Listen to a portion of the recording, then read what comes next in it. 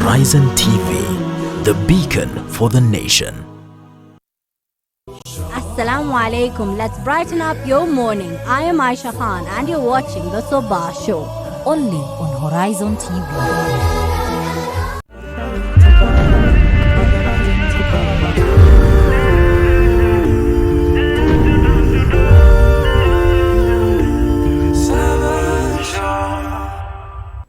Assalamu alaikum. It is finally here. This is the round table with me, Aisha Khan, where we discuss very thorny and pertinent issues in our society.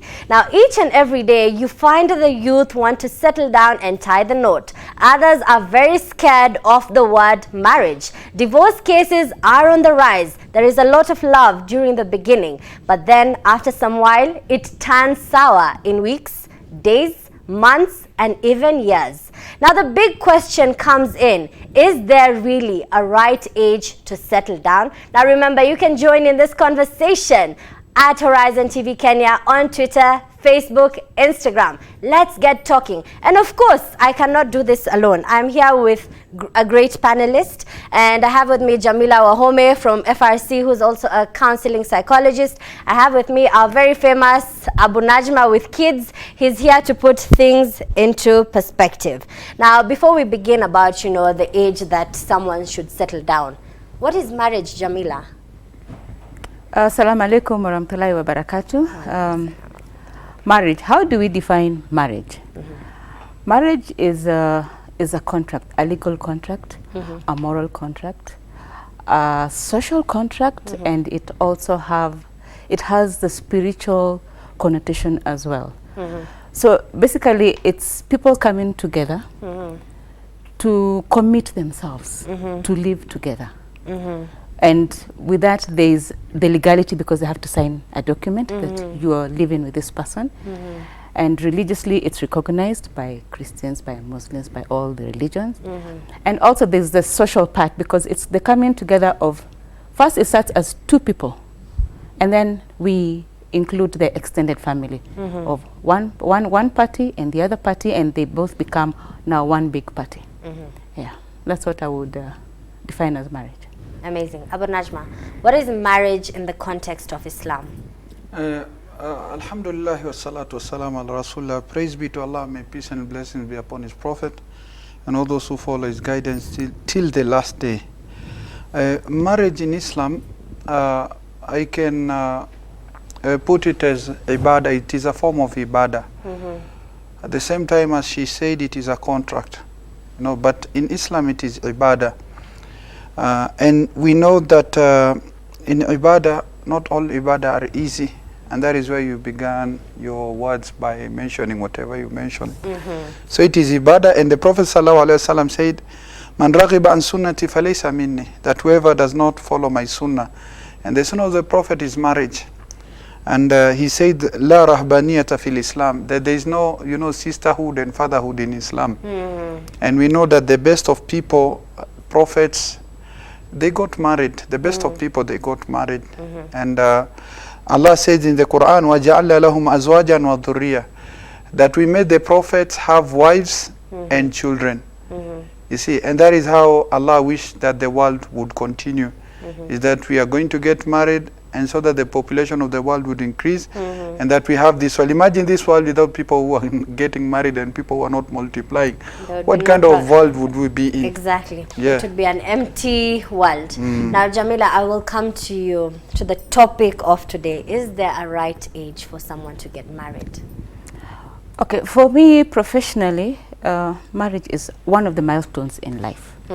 So after you've gone through childhood, finished your childhood, you've gone through adolescence, you finished your education, Form 4, university, and then maybe do a professional course. What comes after that is the milestone of marriage. One of the theorists in psychology says that out of 8 milestones in life, marriage is the 6th one. And he doesn't call it as marriage, he calls it as intimacy versus isolation. At that stage, after you finished now the professional qualification, it's time now to get either intimate or become isolated. And he gives it an age of between 18 to 40 years, which if you look at it, Aisha, that's 20 years. Yeah. So from 18 to about 40. But that doesn't mean if you get married after 40, there's something wrong with you. But it's just an ideal age. Some researchers say from about 25 to 32. But again, those are just researchers. Maybe that is where the majority of the people who get married, they lie in that group. But basically, you can see even 18 to 40 works. Though we have a few who go beyond 40s and get married and just at your point of the age of 25, that is science, emerging science has proved that brain development scientists have proven that, you know, the brain develops maturely, you know, it stops at maximum. Maximum at the age of 25. And in laws, looking at Kenya and around the world, you know, for you to get married, you need to be 18 years. You're considered as an adult. But realistically today, Jamila, if we took people who are 18 years old and put them and told them to get married, what would happen? Well, first of all, they still do get married at 18. But I'm imagining at 18, this is someone who's just left Form 4. They don't even know.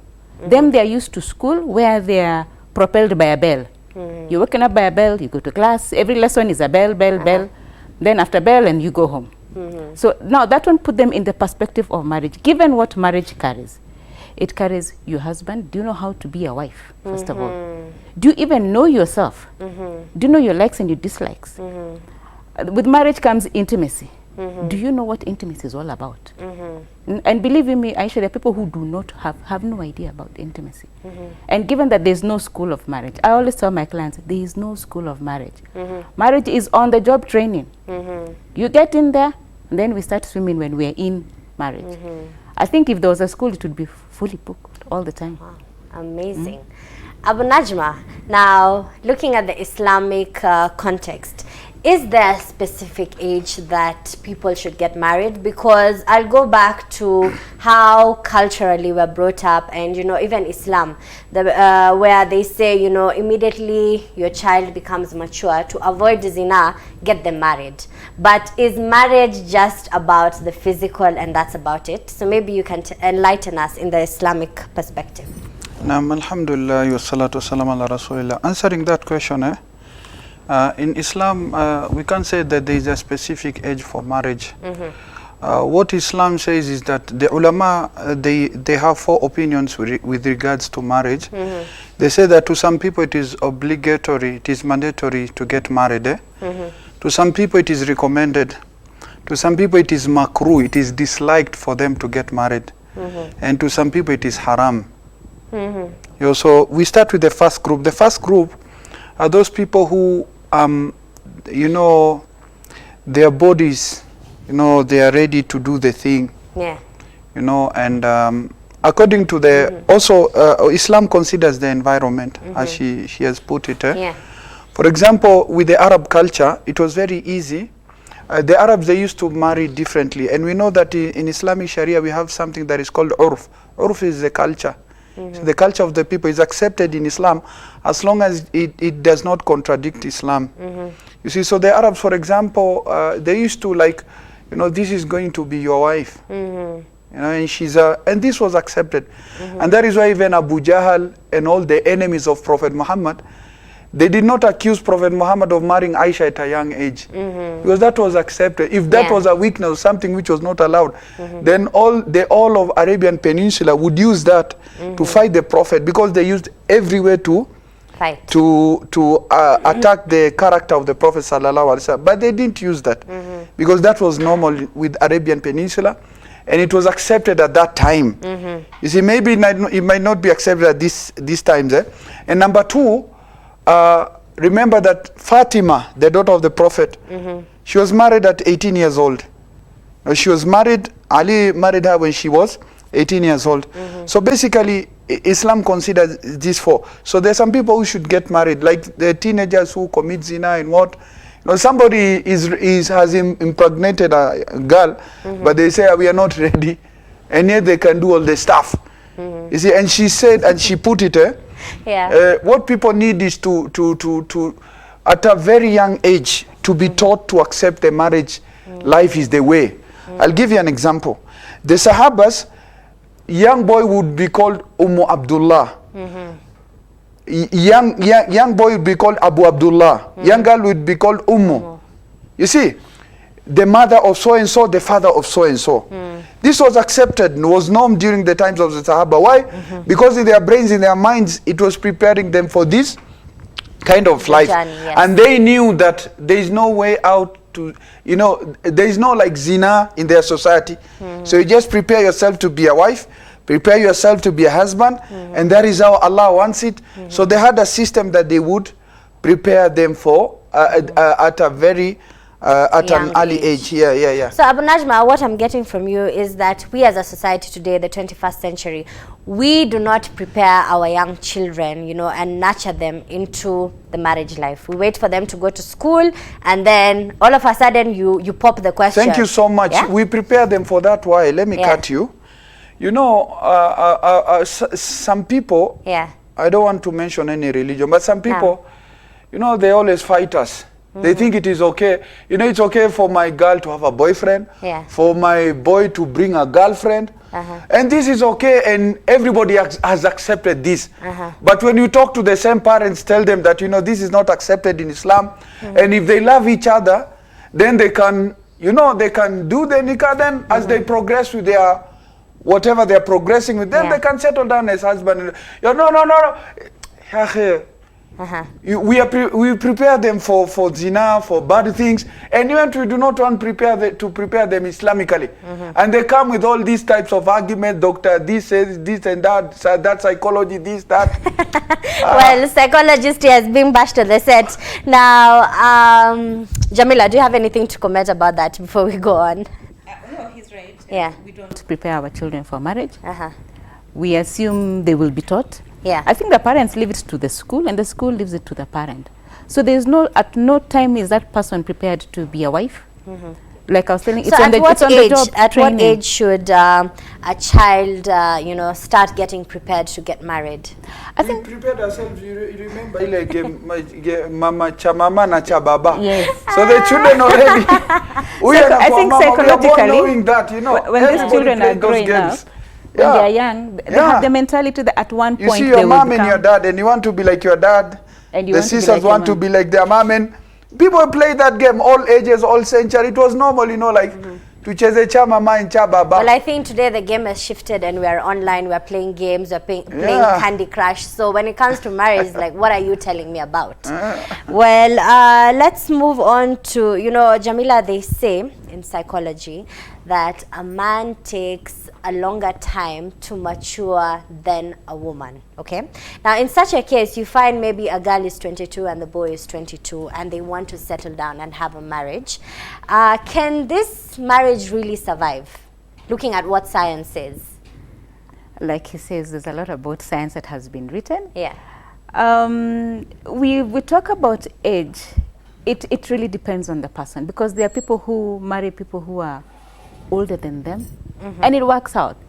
For me, it's what's your expectation of a marriage, regardless of your age, because there are people who are 18 and they're very mature, and they ascend into marriage very easily, and there are people who are 30s and 40s and they still have no idea what is expected of them in marriage. So for me, it really doesn't matter. It depends on the individual, their background, where they're coming from.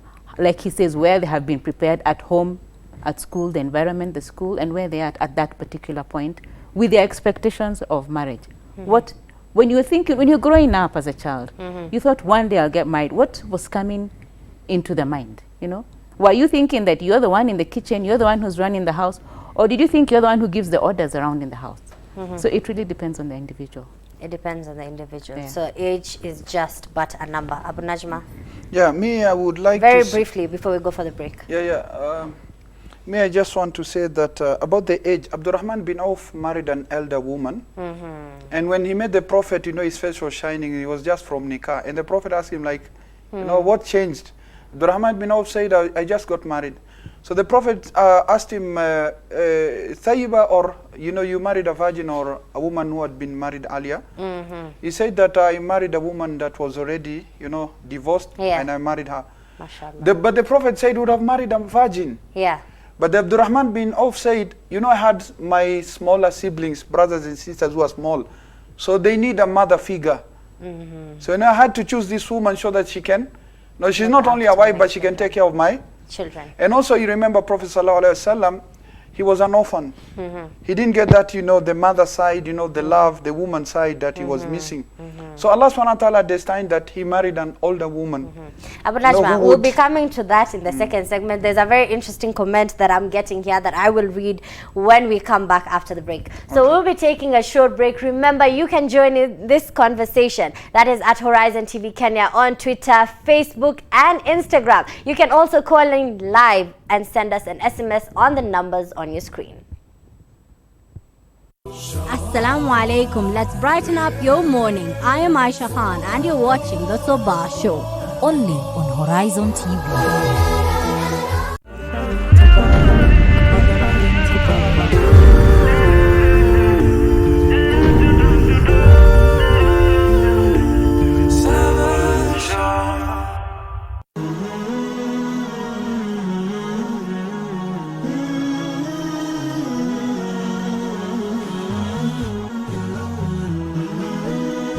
Horizon TV, the beacon for the nation.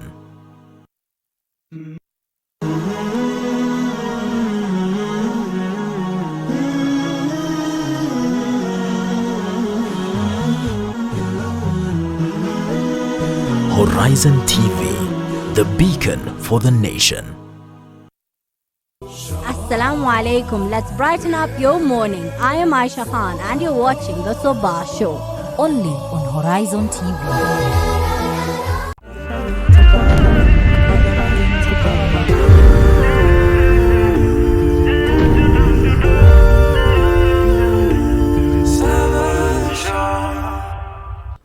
Assalamu alaikum. This is the second segment of the roundtable where we discuss very thorny and pertinent issues in our society. And today is no exception. Is there really a right age to settle down? In this segment, we will get to understand that. Even, is it a crime to marry an older woman? What is love? Is it love before marriage? Love after marriage? Why is there so much love before marriage, and when people get married, the divorce rates are on an extremely high range? Well, stay tuned. Now, Abu Najma, I'll come to you. There's a comment that is coming in and it says, kumuoa mwanamke alokuzidi umri ni sawa na kununua gazeti jioni. Litakuwa lishasomwa na wengi. This is a stigma associated with men who marry women who are older than them, and they get such comments. What do you have to say about this? Well, you see, all this is the impact of the internet, YouTube, the technology that is feeding us. We are not being fed by the Quran and the Sunnah. You see, Prophet Sallallahu, in fact, speaking like that is like, it's waliyadu billah. It's like, you speak bad against Prophet Sallallahu Alaihi Wasallam. Let me give you an example. The only woman that Prophet Sallallahu Alaihi Wasallam married who was a virgin was Aisha. So the rest were not virgins, and they had been married previously, and even some of them had children. You see, and Prophet Sallallahu Alaihi Wasallam, even those people who they say like in Islam you marry 4 wives. Me, I always ask them. They always attack us like nyinyi masheikh ni waoga, you're not marrying 4. Unajua? And I always tell them. I always ask them one question. How many years did the Prophet stay with Khadija, one wife, without getting married? He stayed with Khadija for 25 years. Now these young boys who are marrying today and tomorrow, 1 month he wants 4 houses. You challenge them with that, they keep quiet. Another thing, Prophet Sallallahu Alaihi Wasallam, 99% of those women he married, the wives, they had all been married previously. Now how many widows, husbands whose wives whose husband died many years ago, they are lonely. They are looking for companionship. You see, they have their children. They want at least Baba Wakambo, somebody to call them a father, to support them. The way the Prophet used to do it. Yes. He has 4 wives, but how are you doing it? Niku parambia wasichana wadogo ama niku, how did the Prophet do it and how are you doing it? You see? And that's a challenge. So I think this kind of mentality, people like this, they did not understand Islam well. You see, and even when the Western countries attacked Prophet Muhammad that he was a womanizer, ask any man. A womanizer is who uniule anatafuta wasichana wadogo and virgins. But the Prophet, the only woman was Aisha. The rest were widows. Like Salama when the husband died. You see, the husband had just died, and this was a lonely woman who was really, you know, in love with the husband, and they had a deep connection, and she didn't know that there is somebody who is better than Abu Salama. And it was the Prophet, and the Prophet filled that shoe, and he supported Salama with all the companionship, the love and what. So I don't think that is... Abu Najma, I want to just take you back a bit. I want you to, you know, from this comment, and I'll repeat it again. It's a very sad thing, but it is trending on social media, okay? So, again, I will say, kumwoa mwanamke alokuzidi umri ni kama kununua gazeti jioni. Litakuwa lishasomwa na kila mtu. Again, in English, translating it, it means that marrying a woman who is older than you means that, you know, you're buying a newspaper in the evening, which has been read by very many people. Yes, yes. Now, give us the example of the Prophet, peace be upon him, how he married Bi Khadija. I think Bi Khadija had been married before, and Prophet Sallallahu Alaihi Wasallam married her after, you know, married her. And what was the age difference like? The Prophet Sallallahu Alaihi Wasallam was 25 and Khadija was 40. Remember? Yes. But people might argue that, you know, Khadija radiallahu anha, she was loaded, you know, she was rich, wealthy. So of course, you know, women who have money, they know how to take care of themselves. They're very independent. They don't parara like, you know, the hustlers. You know. Yeah. So anyway, still the fact will remain that there was an age, there was a gap between her and you see. But again, at the end of the day, you ask the same brother. I know some girls, Aisha Khan, subhanallah, like there's a sister, they just married like 2 months, and then the husband was killed. Yes, the husband, she was married, she's pregnant, the husband is no more. Now, you want to tell me that that woman will live, you know, single life, lonely life for the rest of her life? No. Where is the rahmah for the ummah? You know, this type of thinking, where is the rahmah? Because, you know, people, they don't understand why the Prophet did what he did. And we seem not to get the lessons. Because the Prophet ﷺ, he agreed with the argument of Abdurrahman bin Auf. And remember, Abdurrahman bin Auf, he's someone who was doing business, so he had money. But he told the Prophet, I would have married a virgin. But you see, there would have, you know, she's a young girl, she wouldn't know how to cope with my sisters and my younger brothers. And maybe there would be trouble. So I needed an elder woman. So I think basically we need to talk more about marriage, you know, organize workshops and clear this in the minds of our young children who are coming up. And I think she has a lot of responsibilities in that. We all have a responsibility because this is our society and it takes me and you to make it a better society than we found it. Now, Jamila, I will come to you. There's this aspect of gamophobia where people really fear the institution of marriage. Why is it so? In this day and age, you know, you just mention the word marriage and someone tells you, no, I don't want anything to do with that. Why are we having so much rejection towards it? Okay, gamophobia is a phobia like any other phobia. Yeah. And if I look at the opposite of gamophobia is what? And it's something called anuptophobia, where gamophobia is the fear or the phobia of commitment, where somebody has an irrational fear, excessive fear of being committed into a marriage. Now the opposite of that is the fear of being alone, you know, being alone, being single, not being married, and you find people moving from marriage to marriage, from marriage to marriage. So any phobia, as a psychologist, any phobia comes from, it's an emotional response to something. We are not born with these phobias. Nobody is born with any phobia or even any fear, but we pick it along the line.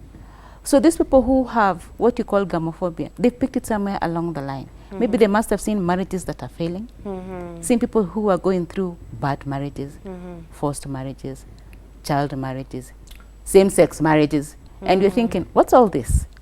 What do I really want to position myself in such a thing? And even the FM stations, you know, some of the radio stations, you're in number 9, number 6, you all hear negatives about marriage.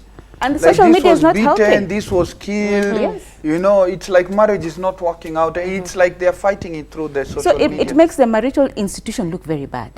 And it's a phobia that is treatable. What can be done today if someone is watching this program and is having this phobia of marriage, maybe because they grew up from whatever you said and they're having these problems, you know, where they saw the mother and father not getting along and they're so scared to put themselves in that position? What would you tell them to do? Gamophobia is like any other phobia and it is treatable. You sit with a professional like myself or anybody else and we talk through this where we try and find out, what are you scared of? What is it? I would look at it like, what's worst case scenario? Yeah. If you get married, what will happen to you? Exactly. Because people do get married and they don't die. People get divorced and they don't die. Yeah, life goes on. Life goes on. And Yeah. it happened during Sahabah's time. Yes. Yeah. And it's not something it used new. to happen. It was normal. It's not something new. Like there is a woman who, during the times of the Prophet, he came to the Prophet. He told the Prophet, I don't like my husband. You know, there's no connection, there's no Yeah. feeling. Yeah. It's like two stones. Yeah. So Prophet ﷺ asked the woman, Yeah. what did he give you in dowry? So the woman said, I was given a garden. So the only way out, divorce, is to return the garden. Yes, you return the mahar Yes. back. So the Prophet asked her, what were you given the garden? So the Prophet ﷺ told her, you return the garden and then you're off. And that is why in Arabic, in Islamic Sharia, I give divorce. It's called a divorce, talaq. And when a woman chooses, you know, to get out of the marriage, you know, jump out, that is called khulu. Khulu means you remove. Khala'a yakhlu khulu. You know, that is how she moved out of the marriage. You know, you return the garden and once, you know, the deal is over, then you are free to be married by, you see. Any other person. So And these I things think used to our happen. religion is very beautiful because Yes. you know, the woman has her rights, the man has his rights, and if you're not happy in an institution, you walk away. And that is why even Allah, before that, that is why Allah let it, okay, you can go out and then come in again. Because sometimes you think that You're given chances. grass is green on the Greener. other side. Side. But now you find that, Uko, where I was going, it's not good. So that is why, you know, it's allowed. You can come in and come out. Yeah. As long as you learn your lesson, then maybe this time you'll live much better. Very true. Yeah. Now, I'll come to another aspect. You know, a lot of youth these days say, you know, I am in love. We have this rosary feeling of what love is. We've grown up watching soap operas where you see Alejandro and Catalina, you know. But, Jamila, what is love? Okay, before I say what is love, this Alejandro and Catalina, Yeah. I don't watch those things, but most of them, they end where they get married. Yeah. And you should ask yourself, why do you think that thing ends there? Most of those programs, they end at that point because now that's where the marriage begins. And most of these programs, that's the end of the program when they got married. So nobody knows happily ever after. Now, what is love? Love, I would define it as a great affection for something. Yes, so you have a great affection for this human being, and you decide you want to share a life with them, and you decide you want to get married. And 6 months into the marriage, you'll hear most people saying, love goes throughout the window. Yeah. It's not, it's the affection that now goes throughout the window because a different kind of love is taking place. Because we can't say now the marriage is loveless. There's nothing like a loveless marriage. Yeah. And the opposite of marriage, I would look at it as hate. You don't hate your spouse, but reality now is hitting home. A different kind of love is now taking place. Reality is hitting you that it was not all rosy. Roses have thorns, so now the thorns you have to be careful because they are there. But there's also the nice part of the rose that you can enjoy. So for me, love is really what you make of it in a marriage. How did you get into that marriage? What did you expect? Are you still getting your expectations? Otherwise, the love is still there, but it's different. There's commitment. There's wanting to be happy for the other person. Looking at the other person's faults. Before, when you were in love, you didn't see those faults. And if you saw them, you ignored. Now, reality has hit you that these faults are not going anywhere. So you have to live with that person, live with his faults, until maybe people grow old together. And you can compromise and understand. Yes. Abu Najma, before we go for a break, in Islam, what is love? I think that is better explained by hadith of the Prophet sallallahu alaihi wasallam. He met a Sahaba And this Sahaba told him that, you know, I'm about to get married. The Prophet asked him, have you seen this woman? He said, no, but I just love her. I think she has deen. The Prophet said, no, no, no, you should check her out. And the Prophet ﷺ was considering the beauty. You know, have you seen her? And then the Prophet at the end of the hadith, he told him that there is something in the eyes of women of Ansar, and maybe you might not like that, you know. They have something in their eyes. So you check her out, you know, check her beauty. Do you like her? You know, is she attractive to you? Because we know that beauty is in the eyes of the beholder, you know. So that Sahaba went somewhere, and then the girl, you know, like maybe she was washing dishes or passing by and what. So that Sahaba checked her out, and he liked what he saw. And that is how they ended up getting married. And the Prophet ﷺ said that tunkahul mar'a li arba, a woman is married for 4 things. And one of the things is li jamaliha, her beauty. And that is why Allah subhanahu wa ta'ala made 99% of women beautiful and 99% of men ugly. Because to us as men, it's our hard work, our honesty. It's not the long hair, the soft skin, you know, the nice nails and what, hips. No, that's not men. Men is hard work, honesty, paying your bills, being true to your family, commitment. You see, that is why it's only one man who was handsome, Nabi Yusuf. You see, he was like, when the women saw him, they went like, oh, he's handsome. And his beautiful face put him in prison. Why? So women are meant to be beautiful, and men, you know, it's something else. So I think based on that, Islam considers beauty, you know, attraction, you know, connectivity, connection. And that is why Zainab and Zaid did not connect. Why? Because Zainab was like, she's a Quraysh from noble. And once upon a time, Zaid was a slave, and there was some discomfort. There was some discomfort. There was like, so Allah subhanahu wa ta'ala, broke the marriage, and Zainab was finally married to the Rasulullah sallallahu alaihi wasallam. So I think all these things are to be considered when you talk about Thank you so marriage. much for that, Abu Najma. We will be taking a short break, and we will be right back. Now remember, you can contribute to this conversation by following us on social media. That is at Horizontv Kenya on Twitter, Facebook and Instagram. Let's get talking. Assalamu alaikum. Let's brighten up your morning. I am Aisha Khan, and you're watching the Sabah Show, only on Horizon TV.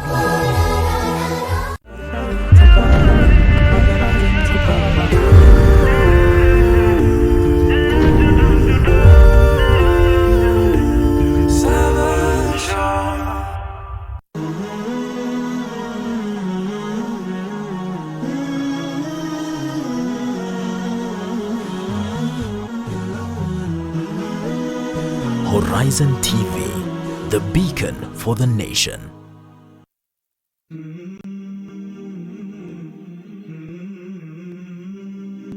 The Messenger of Allah said, whoever says when the morning comes, رَضِيتُ بِاللَّهِ رَبًّا وَبِالْإِسْلَامِ دِينًا وَبِمُحَمَّدٍ نَبِيًّا, meaning, I am pleased with Allah as the Lord,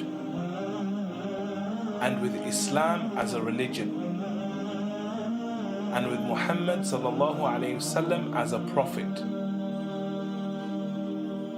Then I am the guarantor that I will take him by his hand until I put him into Jannah.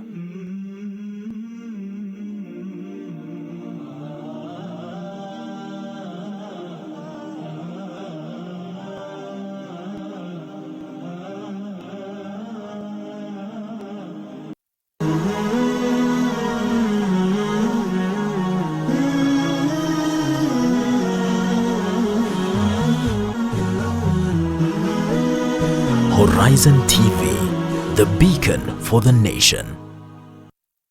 Assalamu alaikum. Let's brighten up your morning. I am Aisha Khan, and you're watching the Sabah Show, only on Horizon TV.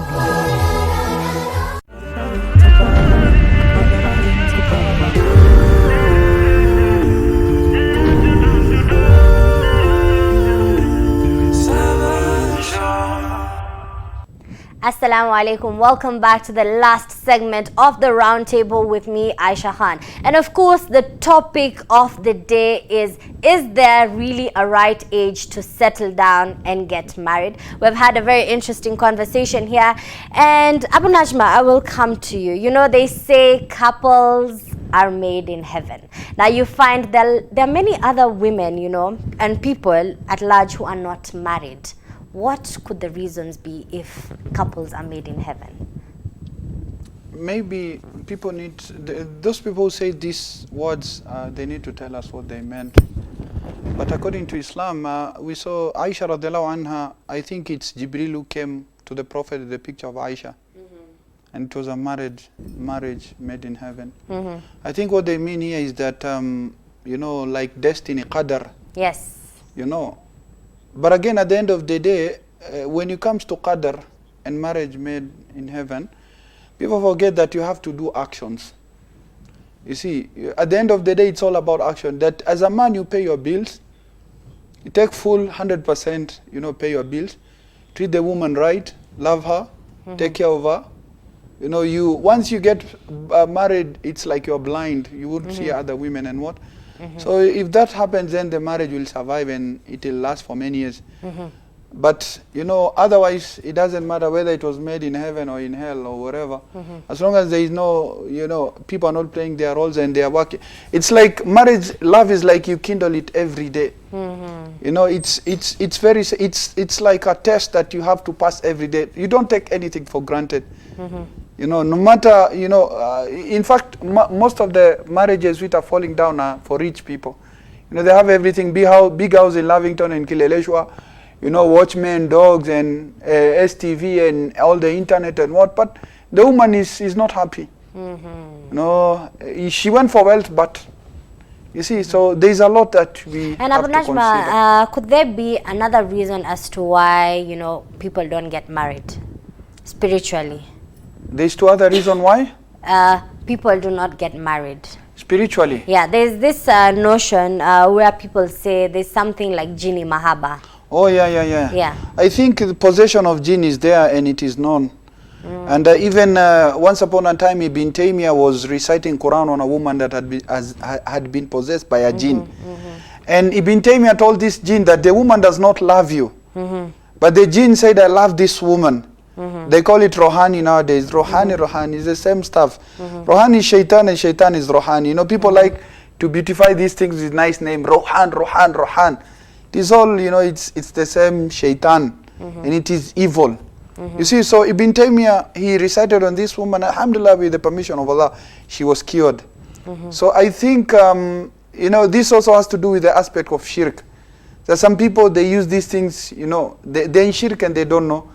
And they put those things in their families so that to protect them, you know, to the rituals with different cultures and what. But again, at the end of the day, Allah subhanahu wa ta'ala created a man and a woman so that they can get married. وَجَعَلْنَا لَهُمْ أَزْوَاجًا وَخَلَقْنَاكُمْ أَزْوَاجًا. Allah said in Surah Amma, we created you in pairs, a husband and wife. خَلَقْنَا لَكُمْ أَزْوَاجًا.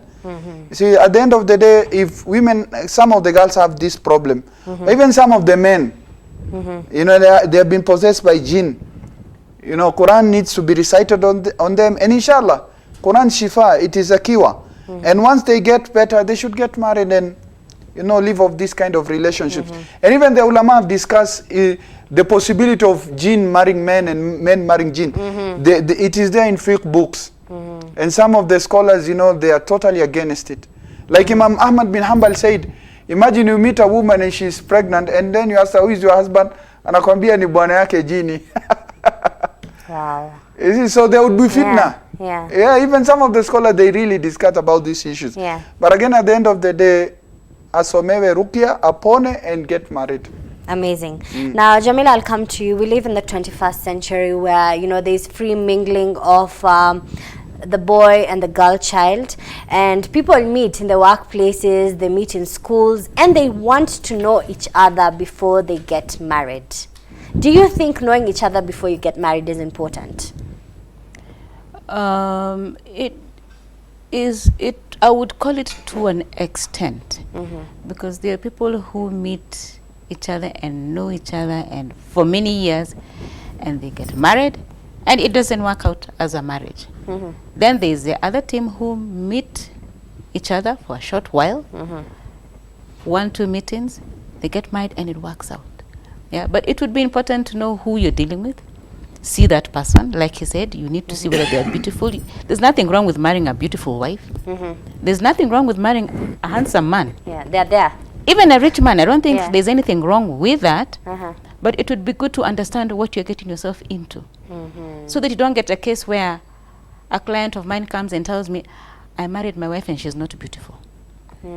So what do? You know, we cannot do anything about that. Yeah. So it's important to know what you're getting yourself to, who you're getting to know. Personality would be good to know. Asking about this person from the relatives, from the family. Do you know That's this the person? background check. The background check. What kind of... Nowadays, I'm even seeing people are going to social media. You go to Facebook and look down that person and see what kind of sites that they visit. You'll be able to understand a little bit about that person. It would be important. Amazing. Abu Najma, is there anything like halal dating in Islam? I have seen you, I have liked you. For example, a girl and boy, they've met, they have liked each other, and they want to know each other. So what is the correct way of halal dating? Before I answer that one, I want to give dalil of that a jinn can marry. You know, this thing is there. Allah said in the Quran, "Lam yatmithunna insun qablahum wala jan." When talking about the women of paradise, hurul ain, Allah said that these women have not been touched by a jinn or man. So the ulama, they translate that as sexual intercourse, that they've not had intercourse either with the jinns or with men. So this is a dalil that this kind of relationship could happen.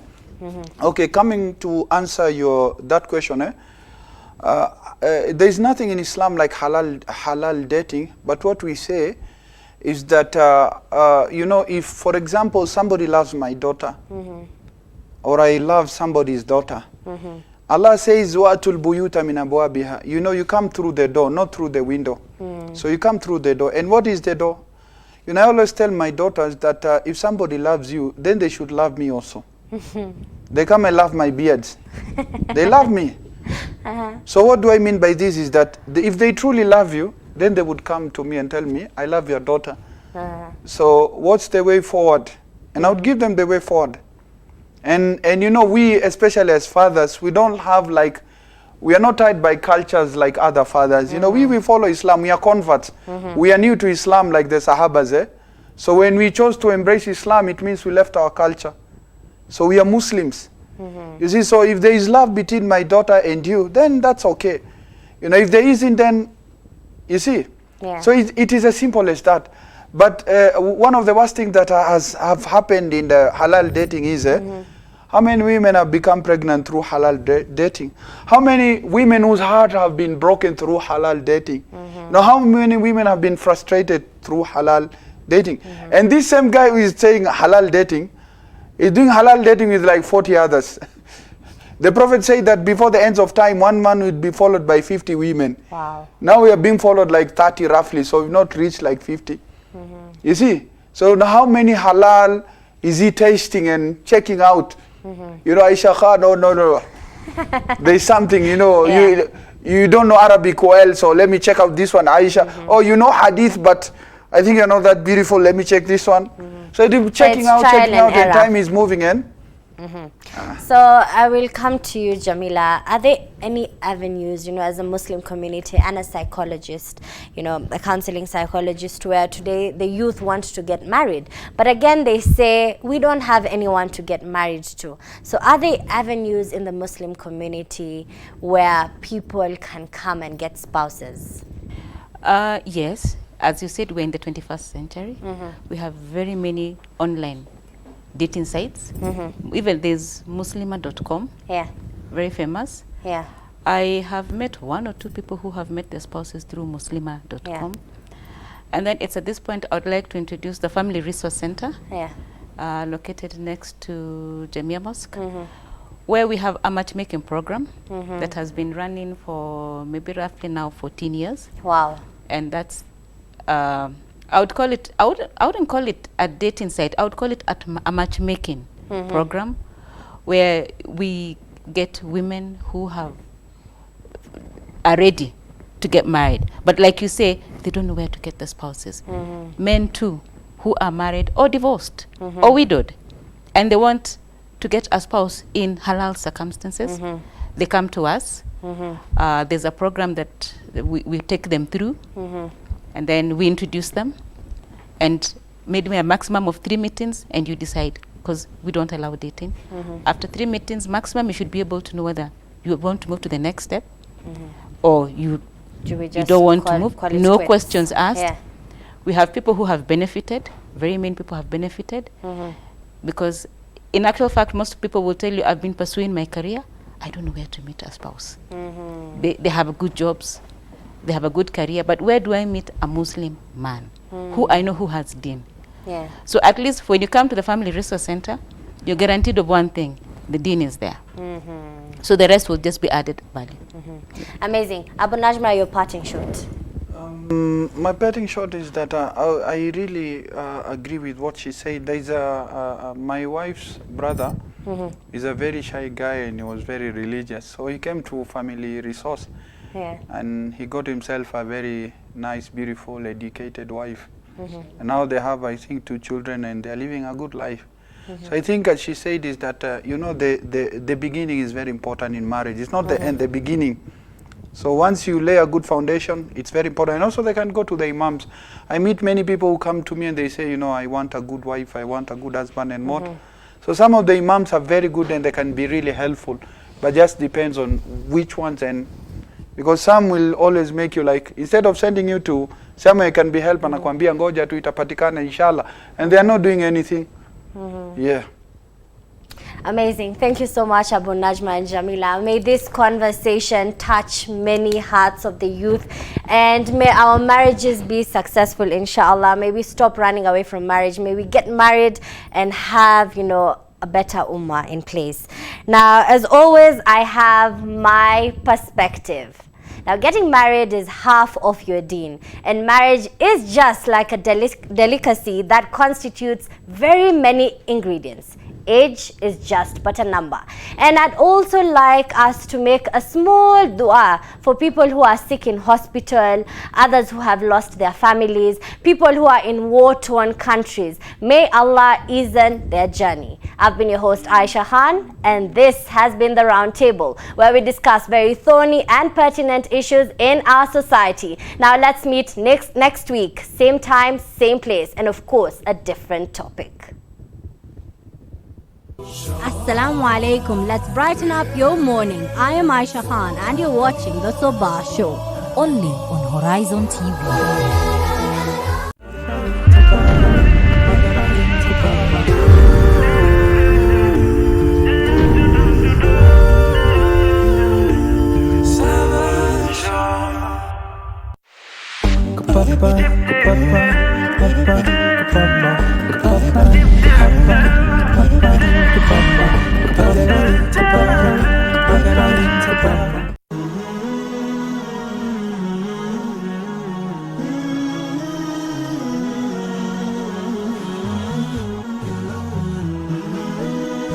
Horizon TV, the beacon for the nation.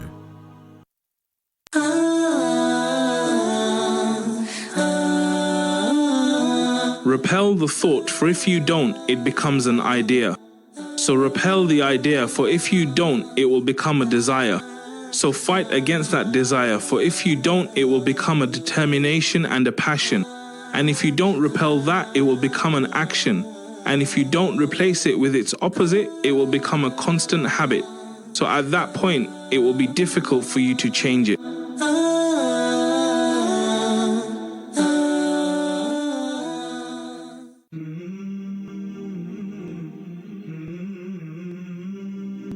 The Messenger of Allah.